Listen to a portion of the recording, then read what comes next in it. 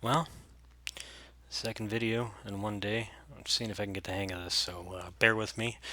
I'm an idiot. This is a book. Um, my first review was just posted, I don't know, maybe 20 minutes ago, but didn't really like it, so we're going to give the second one another go. I got this headset. It's cheap. It was less than $20 at Walmart. Hopefully it works. Hopefully you can hear me. Hopefully I don't get all the way through this video. Go back and see the video, and it's just me talking with no audio. But we'll see. So anyway, I'm here to review Dark Matter by Blake Crouch. Um, this book really isn't talked about all that much on BookTube. Um, well, the BookTube channels that I follow. Shout out Daniel Green. But anyway, uh, this book reminded me a lot of Michael Crichton books, which I grew up reading, which is to say that it's fast paced, there's a lot of science, real science, and it's exciting. It just is. But I just kind of wanted to go over this book because it is a complete mindfuck of a book. Um, Basically, if you take Michael Crichton, throw in a dash of, I don't know, Lee Child or any action packed writer, and then some heady sci-fi, and put it in a blender, and then let it go, and then take it out, and then only have 300 pages to get that story and make it into a book, you have Dark Matter.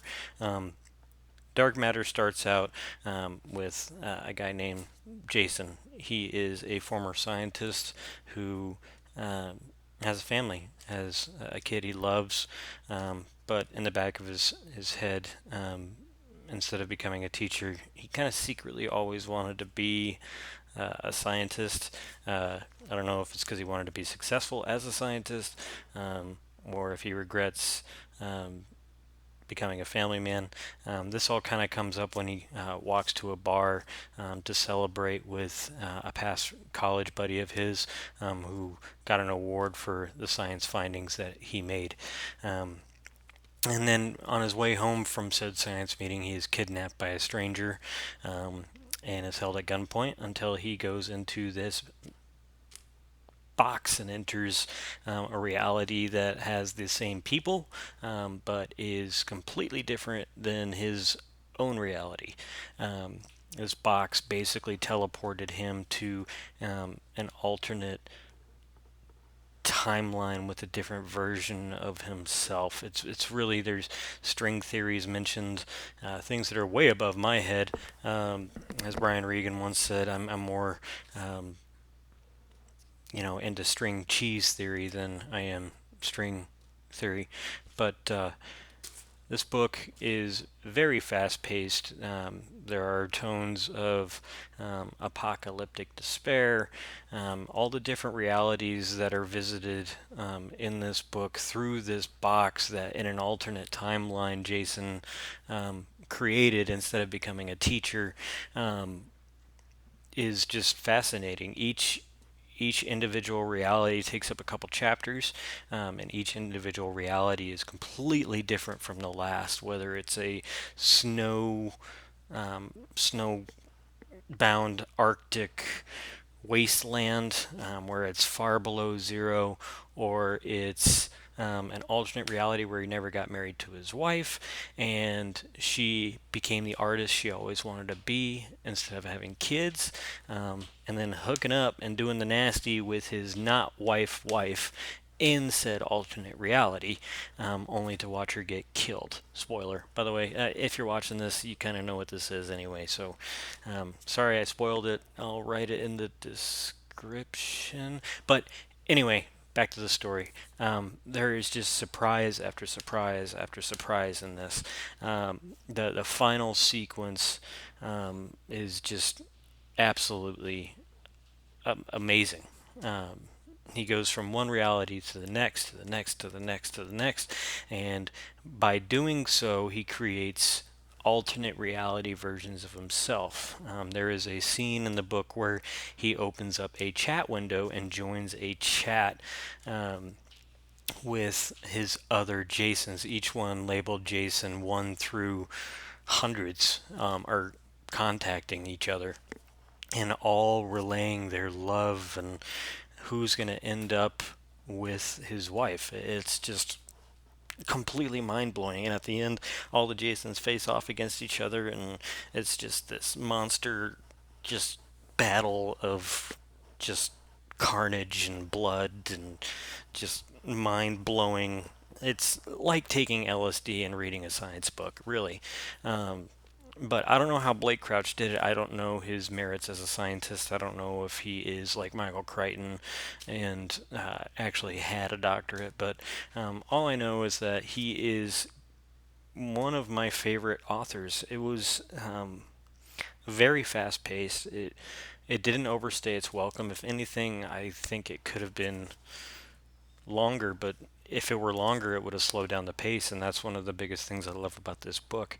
The character development, I think, was good. Didn't really care. It didn't seem like it needed any work. I was more intrigued in the story and watching it develop over time. Um, but his wife's hot. That's cool. Um, but yeah, it was just one twist after another, after another, after another, and you find yourself in this heady sci-fi idea, and you're not overthinking it. You're not feeling lost. It's just, it was amazing. And as an idiot like myself who just really doesn't, hard sci-fi is really hard for me to get into. I have read some Expanse books and I love them, but it is work for me to get into those. I enjoy them thoroughly. I'm not saying I don't, but this book was a great introduction to science fiction for me. It's not heavy. It's not something that'll blow your mind and just be like, oh well, in the future. No, no. This is something that is very accessible, and for such an absolute mind-boggling scientific weird exploration of crazy shit, this book really was just outstanding. I read it in 2 days and enjoyed every second of it. I really have no complaints whatsoever. I thought, a long time ago, I tried to read Gravity's Rainbow to look and sound smart. Um, I failed because it's written in like this weird present tense narrative. There's all this. It just, I couldn't even get past page 50 because it was just too crazy. But this book is written in present tense, but it's written in a way where you can actually get into it and just really dig down into it and just page after page after page after page. I don't know if it's the paragraphs being less than 2 sentences each or just the fact that it just flows. It's just great. Um, but I really strongly recommend this, especially if you're an idiot like me and want to feel smart. This is definitely the book for you.